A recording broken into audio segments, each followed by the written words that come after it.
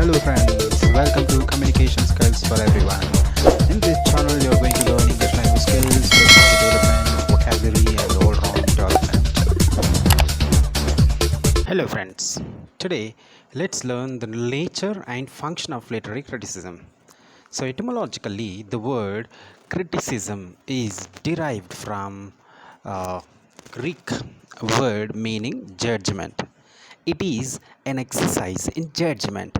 Literary criticism is the exercise of judgment on works of literature to check the advantages and disadvantages, and finally to evaluate the artistic worth is the function of criticism.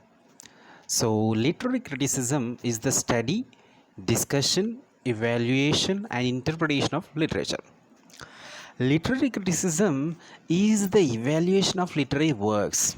This includes its classification by genre, structure, and judgment of value. Literary criticism asks what literature is, what it does, and what it is worth. So, how would you interpret the definition of literary criticism?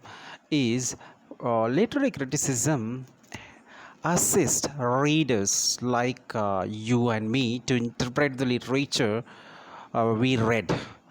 Each literary theory provides us with a different way of looking at a given literary work, which can be ultimately revealed important aspects about it.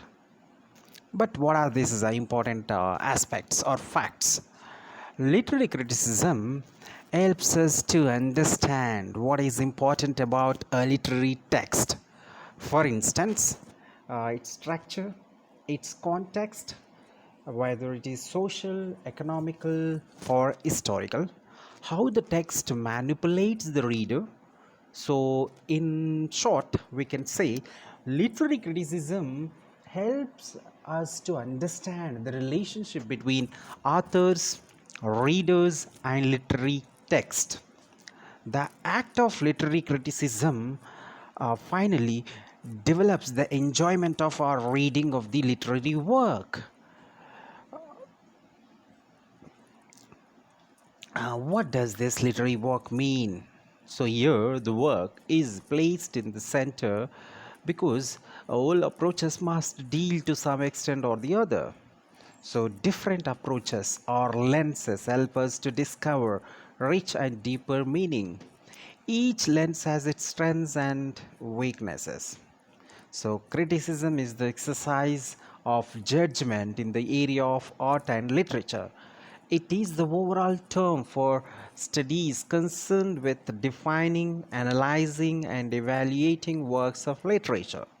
It also refers to description, analysis, interpretation, and evaluation of literary works. Literary criticism deals with the different dimensions of literature. The principles of criticism.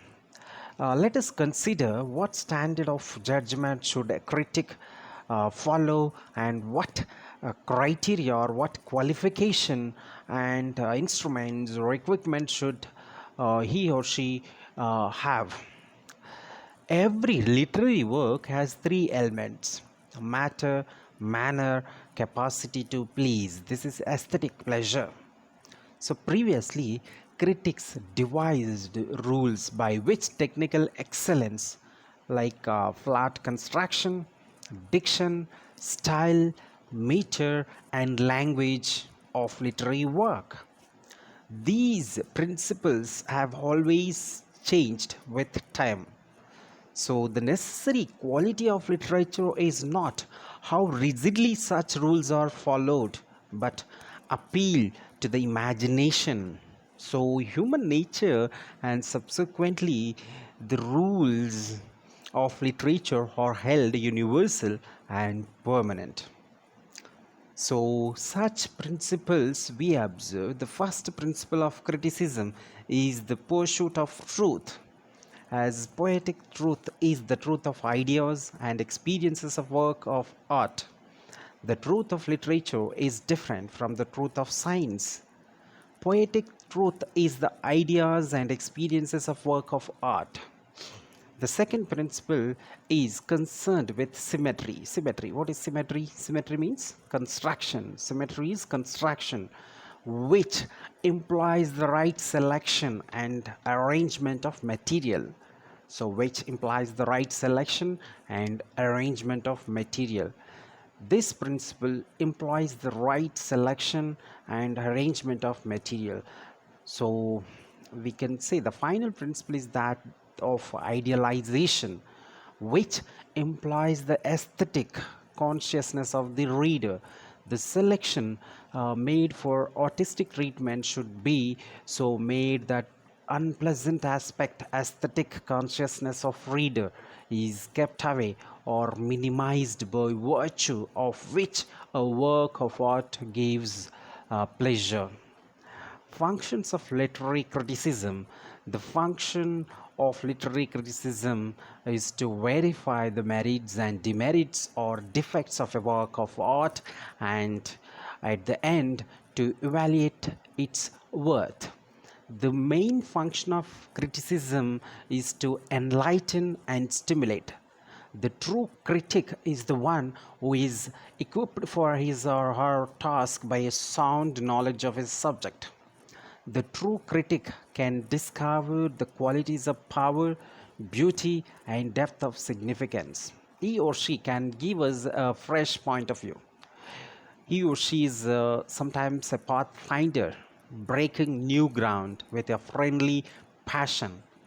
As such, the primary functions of literary criticism are interpretation and judgment.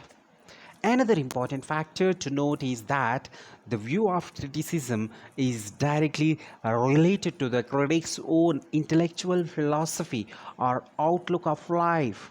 It is determined by the likes, dislikes of the critic, him or herself. This is equally shaped by the socio-political sensibilities of the critic's environment.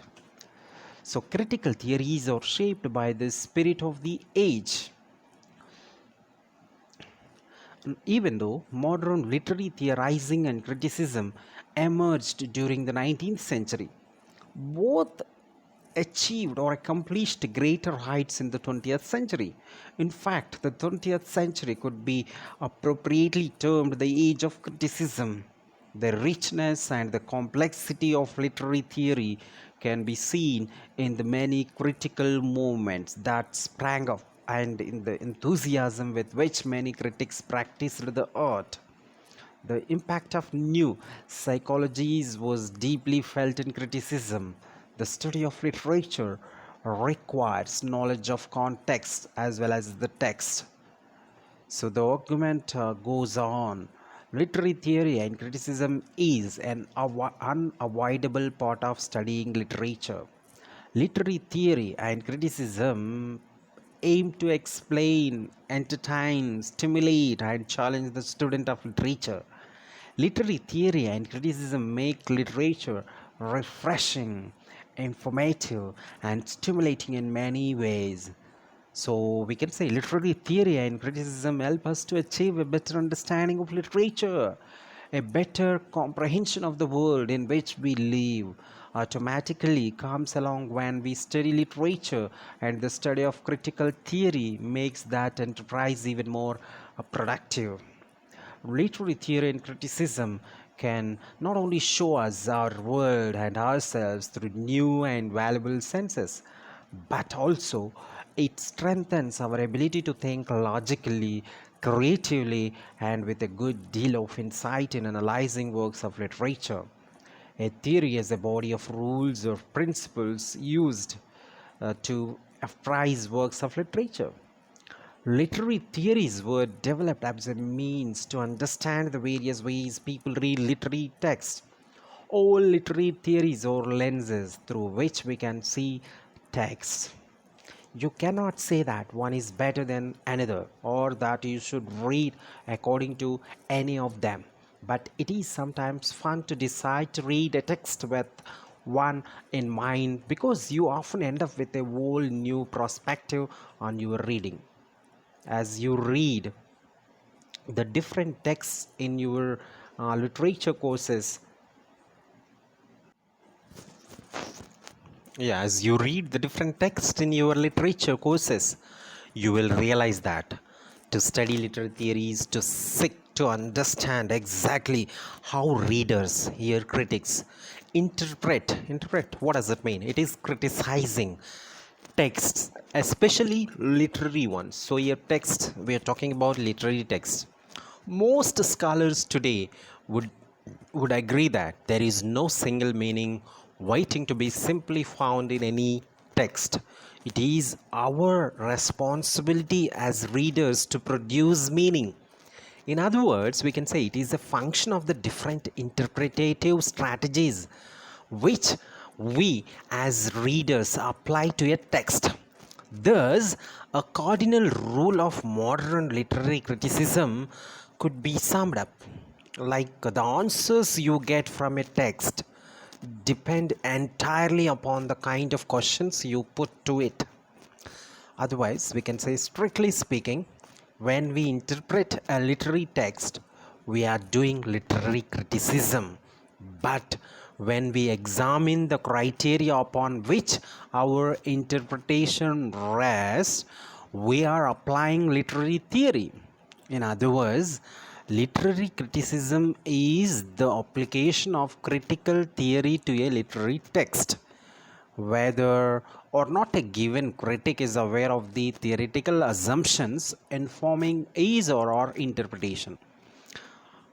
In fact, the widespread recognition that literary criticism cannot be separated from the theoretical assumptions on which it is based is one reason why the word criticism is often used as if it includes the word theory. So let's look the qualities of a critic.